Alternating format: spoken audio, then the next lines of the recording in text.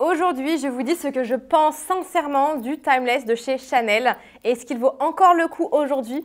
C'est parti!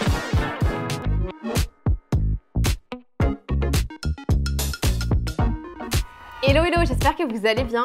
Aujourd'hui, nouvelle petite vidéo sur cette chaîne où je vais vous dire en fait tout simplement ce que je pense du sac Timeless de chez Chanel, donc ce petit bébé. Je vais vous raconter également son histoire et je vais vous donner toutes les caractéristiques, mon avis, si ça vaut encore le coup ou non de l'acheter, etc. Si vous ne me connaissez pas, je suis Margot alias Margavalux. Je vous fais principalement des vidéos à propos de luxe. Je vous fais parfois des petites vidéos autres, type vlog, enfin lifestyle, etc. Ça m'arrive moins souvent, surtout en ce moment, j'essaie vraiment de focus ma chaîne sur le luxe, bien évidemment. Si vous avez la moindre question, toujours je le dis bien, n'hésitez pas à commenter cette chaîne YouTube. Autre chose, je vous fais maintenant des vidéos sur je vends mes sacs et accessoires de luxe. J'ai désormais mon entreprise qui s'appelle BAM Luxury Store, donc bamluxurystore.com pour le site. Le site est 100% en anglais et je vends du coup de belles pièces de luxe, donc je suis trop contente. Toutes les pièces sont bien sûr expertisées par des experts et après moi aussi je fais mon expertise quand je les reçois. Je fais très attention dans tous les cas aux pièces que je prends, que j'achète. Voilà, donc si ça vous intéresse, n'hésitez pas à checker. Je vous fais des vidéos en général toutes les semaines sur ce sujet. Pareil, vous pouvez être alerté de toutes les nouveautés. J'envoie un petit mail tous les dimanches vers 18h30. Donc, si vous voulez être alerté des nouveautés que je vends sur ce site, n'hésitez pas à aller sur le site internet dans Early Access et vous rentrez votre mail. Vous allez recevoir du coup la newsletter tous les dimanches. Enfin, c'est pas vraiment une newsletter, c'est un mail en fait que je fais partir avec les nouveautés. Je vous mets les liens, etc. en avant-première parce que les vidéos en général, je vous les sors le mercredi. Pour l'instant en tout cas. Anyway, c'est parti pour cette petite bag review. Aussi, si vous n'êtes pas encore abonné à ma chaîne, je vous invite à le faire. Voilà, toujours je vous le dis, mais bon, c'est important. Alors, c'est parti, qu'est-ce que je pense? Alors déjà, je vais vous raconter l'histoire de ce sac. Histoire un peu improbable, donc pour ceux et celles qui me connaissent, vous connaissez déjà un peu l'histoire, mais je vais quand même la répéter. J'ai toujours voulu ce sac, c'était vraiment un dream goal, un bag goal avant mes 30 ans, voilà. Et finalement, je l'ai eu avant mes 25 ans. Donc, j'ai eu 25 ans le 9 mai 95, n'importe quoi, c'est l'année où je suis née. Donc, mon anniversaire est le 9 mai, donc le 9 mai 2020, j'avais 25 ans. Ce sac, je l'ai acheté quand? En début 2020, je crois par là. Je crois que c'était en février ou mars 2020, je crois, quelque chose comme ça. J'ai plus la date exacte en tête, c'est sur la facture, mais voilà, bref. Et du coup, j'ai réussi à l'avoir avant mes 25 ans, donc je suis trop contente, mais énorme coup de chance. Je ne l'ai pas acheté en boutique. Ce qui s'est passé, c'est que je commençais déjà à cette période à m'intéresser aux enchères. J'adore les enchères, je trouve ça hyper passionnant. Attention pour les enchères, il faut avoir 18 ans, ça vous engage réellement.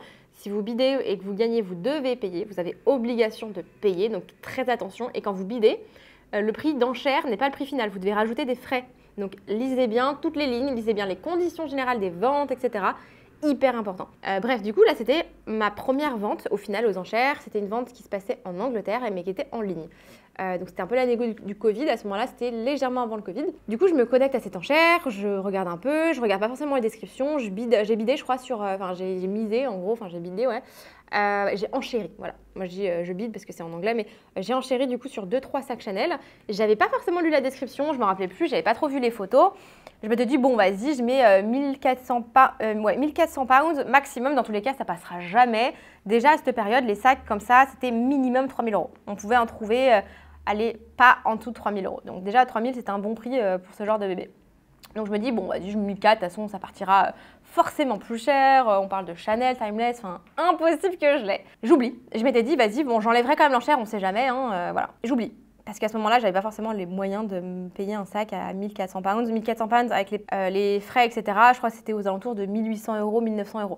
J'avais pas forcément cet argent-là, enfin, je l'avais de côté, mais c'était pas pour ça. C'était un peu une connerie. Une grosse connerie. Ne faites surtout pas comme moi, mais genre vraiment pas. Et du coup, à ce moment-là, j'oublie.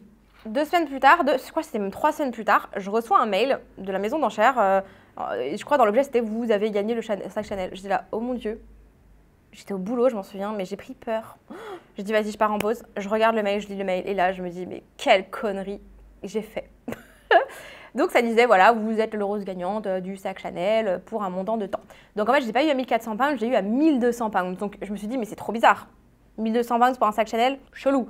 Le sac doit être défoncé à mort. Sachant que pour les enchères, tous les sacs sont authentifiés par des experts de chaque. Par exemple, un expert de sac va expertiser les sacs et les bijoux. En général, vous avez des ventes par spécialisation. Et donc je me dis, oh mon dieu, le sac doit être défoncé. Genre je me souvenais pas du tout de la description, je crois que je l'avais même pas regardé. Je me suis dit, oh my gosh. 1200 pounds et au total, du coup, je l'ai payé 1700 € avec les frais de commission, les frais d'envoi et le change pounds-euro. Ça m'a coûté 1700 € au final. Donc rien du tout, on est d'accord. Il n'y avait pas la carte d'identité ni la boîte. Ni le dust bag. J'avais un autre dust bag et il y a le code à l'intérieur, mais pas la carte d'identité. Mais moi, ça, je m'en fiche parce que c'était pour moi perso. Donc, je m'en foutais. Enfin, perso, moi, ça m'importait peu. C'est pas un sac que je veux revendre dans tous les cas. C'est mon premier sac Chanel. C'est un sac, je pense, que je vais garder toute ma vie. Et du coup, donc je leur écris, je leur dis, est-ce que pourriez-vous m'envoyer l'annonce du sac, enfin, au moins la description et les photos. Les photos, il y en avait 3. Une photo du devant, une photo de derrière, une photo des chaînes. Super. Pas de photo de l'intérieur. Et la description était hyper mauvaise. Genre vraiment, le sac est en hyper mauvais état, l'intérieur est hyper abîmé, les chaînes sont mortes, enfin, vraiment, on aurait dit que le sac était défoncé, quoi. Je me suis dit, putain, qu'est-ce que t'as fait, Margot, franchement? Il n'y avait pas beaucoup d'infos, tant que ça, je me suis dit, bon, on va attendre. Du coup, j'attends une semaine pour la livraison. J'avais peur, mais je vous explique même pas, je me détestais à ce moment-là. Je reçois le sac, j'ai couru pour aller le chercher, parce qu'il arrivait en point relais, parce que j'étais au boulot quand ils l'ont livré. J'ai couru, je l'ai ouvert tout de suite dans la voiture quand je l'ai récupéré. Et j'ai gros soulagement de malade. J'ai appelé mon chéri, je lui ai dit, oh, je souffle, en fait ça va. Et donc je suis rentrée et tout, je l'ai ouvert, en fait il était juste sale et pas hydraté. Donc je l'ai bien hydraté, l'intérieur était juste hyper sale, donc je l'ai bien nettoyé. Il y a encore quelques traces à l'intérieur de make-up par exemple, mais franchement c'est pas grand chose, c'est à l'intérieur du sac. Et j'ai réussi à vraiment bien le reprendre honnêtement. Et les coins étaient... Et ils sont certes un peu abîmés et on voit que la forme du sac est un peu changée parce que je pense qu'il a été mal entretenu. Mais sinon, d'ailleurs, là, il va falloir que je refasse un petit coup sur le chacha. Ouais, il va falloir que j'en reprenne soin d'ailleurs. Mais sinon, trop contente. Donc, énorme coup de chance. Ne pas reproduire chez vous. Je ne referai pas cette connerie, honnêtement. Gros coup de chance. Vraiment méga coup de chance. Je n'en reviens pas. Toujours encore maintenant, je suis choquée. Donc, j'ai réussi à avoir ce Small Timeless. En cuir lisse, cuir d'agneau, détail argenté, silver, pour 1700 €. Alors que maintenant, d'occasion, ça vaut 4500, 5000 €. Voilà. Dans l'état où il est, je pense plutôt 4000, 4005 et encore, il est quand même en bon état. Mais vu que j'ai pas la carte d'identité ni la boîte, plutôt, je pense aux alentours des 4000. Et encore, ça va encore augmenter, bien évidemment, parce que du coup, Chanel continue d'augmenter. Donc ça, c'est plutôt cool. Donc mon sac a déjà pris beaucoup de valeur. Donc écoutez, moi, ça me va, je suis trop contente. Je vais pas vous dire le contraire. Hein. Ah d'ailleurs, je viens de retrouver une petite épingle ici. J'avais jamais fait gaffe. Voilà, du coup, pour l'histoire et le prix, c'est un sac qui est intemporel chez la maison Chanel. Donc c'est un sac classique, c'est le sac classique à rabat. Donc là, c'est le double rabat, je vous montre. Hein, voilà. Vous avez ce rabat-là et ce rabat-là. Je le rembourre toujours avec du papier bulle pour qu'il garde sa forme. Ça, c'est hyper important. L'entretien du sac, il faut vraiment bien l'entretenir et il faut faire très attention quand vous voulez, j'ai le mot en anglais mais pas en français, quand vous les laissez sur les étagères, mettez-les toujours dans des dust bags pour pas qu'ils prennent la poussière et attention aux chaînes. Si vous laissez les chaînes sur le cuir, ça va prendre la forme, surtout sur le cuir d'agneau comme ça, donc essayez de les rentrer, ça c'est hyper important. Par exemple, vous pouvez les mettre, je vais vous montrer, comme ceci et vous les rentrez sur les côtés, voilà. Moi, je les mets à l'intérieur et après, je les enroule en général dans du papier pour pas que ça abîme non plus l'intérieur. Je suis un peu une psychopathe là-dessus.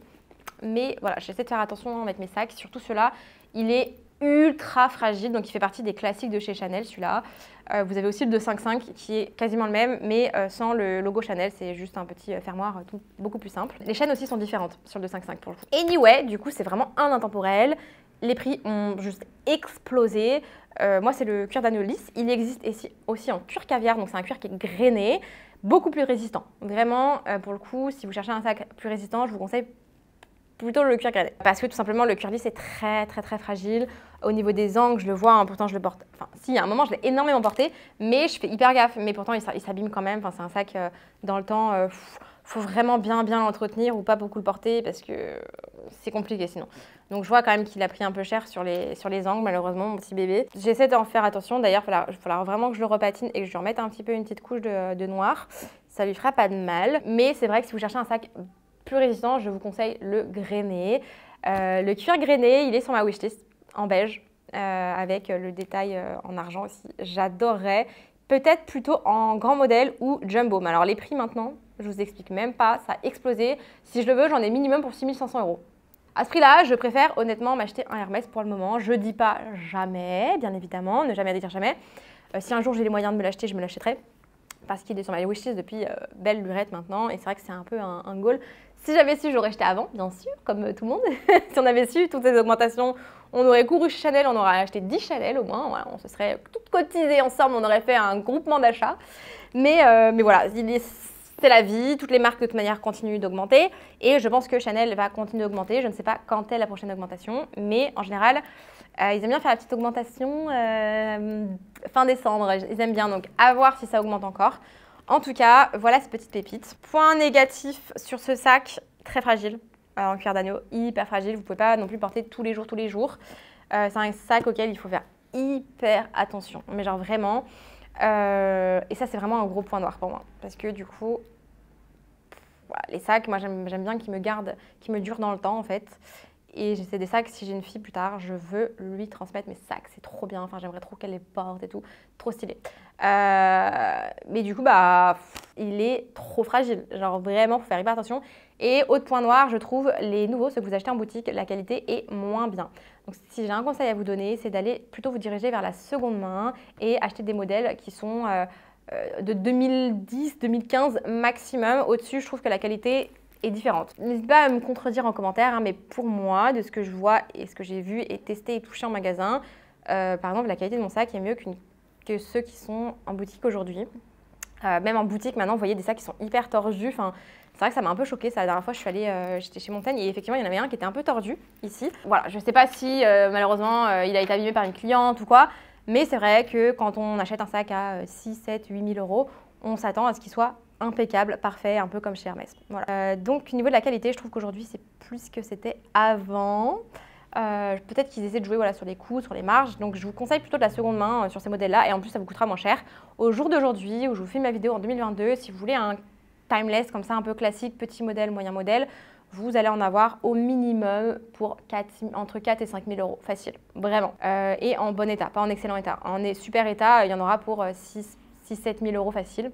Donc, si vous en voulez un, dépêchez-vous parce qu'à mon avis, ça va exploser. Souvent, sur mon Insta, je vous mets des petites annonces, je vous mets des sacs Chanel. Donc, si vous les voulez, vraiment foncez. Je sais que c'est un budget, mais c'est un bon investissement en soi pour l'instant. Point positif pour ce sac, très pratique, honnêtement. Jour et nuit, franchement, je trouve qu'il va, mais sur toutes mes tenues. Je l'ai porté énormément, je le porte encore beaucoup.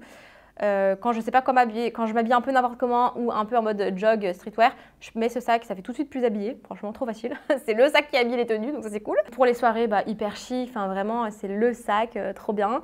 Argenté, je trouve que du coup il fait moins soirée par exemple que le doré. Le doré, je trouve qu'il se porte un peu moins en journée pour moi. J'ai une copine qui l'a en cuir grainé et des tailles dorées. Et je trouve qu'il fait plus soirée, effectivement. Il fait moins journée. On peut le porter en journée, hein, mais je trouve que le argenté fait un peu plus casual pour le coup. Par contre, effectivement, voilà, moi je vous conseille vraiment de vous tourner vers la seconde main qui est beaucoup moins chère parce que là, le prix retail a explosé. Après, si vous avez les moyens et que vous voulez vraiment vous faire l'expérience boutique, c'est super. Franchement, allez-y. Et si j'ai une boutique à vous donner à Paris, moi, ce serait Avenue Montaigne. Vraiment, j'ai acheté là-bas un porte-carte. J'ai pas acheté de sac chez eux, juste un porte-carte. Et j'ai quand même été super bien accueillie. Pourtant, voilà, c'est un petit article de maroquinerie, c'est pas grand-chose. Et pourtant, j'ai été hyper bien accueillie et les personnes sont hyper sympas. Voilà. Une fois, j'avais testé un sac que j'avais failli acheter et j'ai été très bien accueillie, conseillée, enfin vraiment sans problème, quoi. Voilà. En tout cas, si un sac vous plaît, go for it, vraiment. Mais sinon, c'est un sac que j'adore. Il est hyper pratique. Mais par contre, c'est clair que je ne mettrai jamais le prix boutique. Je ne mettrai pas 8 000 € pour ce sac, honnêtement. Il s'abîme trop facilement, mais il y a d'autres sacs qui sont de meilleure qualité, je trouve. Et encore, moi, c'est comme ça un peu plus vintage. Il est quand même encore de bonne qualité, on va dire. Mais les beaucoup plus vintage, vous verrez, se tiennent beaucoup mieux. Vraiment, j'en ai vendu un qui était en Suède. Il était en super état. Là, j'en vends un autre qui est en tissu, pourtant super état. À l'intérieur, le cuir est de trop bonne qualité. Déjà de meilleure qualité que celui à l'intérieur. Donc, pour vous dire. Donc, vraiment, et j'en ai touché, j'en ai vu d'autres en vieux cuir, etc. Des vintage, mais impressionnant. Vraiment, il n'y a pas à dire. La qualité était vraiment un peu plus au rendez-vous. Même au niveau des détails, les chaînes plus lourdes, etc. Bref, je ne vais pas vous faire tout le détail, mais je vous conseille plutôt le cuir d'agneau. Mais sinon, pour moi, le prix ne vaut plus du tout le coup. Vraiment, c'est honnêtement ce que moi je pense. même si un jour j'ai peut-être plus les moyens. J'y réfléchirai à 2 fois si je m'achète le sac neuf ou plutôt seconde main, et je pense que j'irai vers la seconde main même si j'ai l'argent. Parce que ça m'embêterait de me dire je paye 10 000 € pour un sac, quoi. Enfin 9 000 €, allez, 8-9 000 € pour le sac, sachant que le jumbo, je crois chez Maximum Beau est déjà passé à plus de 10 000, ou 20 en tout cas, donc non, franchement, non, pour moi ça ne les vaut pas. Voilà mon avis sur ce bébé, j'espère que ça vous aura plu. N'hésitez pas à me dire en commentaire ce que vous en pensez, n'hésitez pas à vous abonner. Hyper à l'écoute pour échanger sur ce que vous pensez des sacs. J'aime bien vous faire des bag reviews parce que parfois on n'a pas du tout le même avis et c'est hyper intéressant d'avoir des avis aussi qui divergent sur ces sujets, donc hyper heureuse. Si vous n'êtes pas d'accord, toujours avec respect et expliquer pourquoi vous n'êtes pas d'accord, etc. Voilà, en tout cas, trop contente de vous faire ce genre de vidéo. J'espère que ça vous plaît, j'espère que ça vous aide. Voilà, mais écoutez, je vous dis à très vite pour une nouvelle vidéo. Je vous mets 2 autres vidéos juste ici. Si vous ne les avez pas encore vues, n'hésitez pas. Et écoutez, à très vite. Bye bye.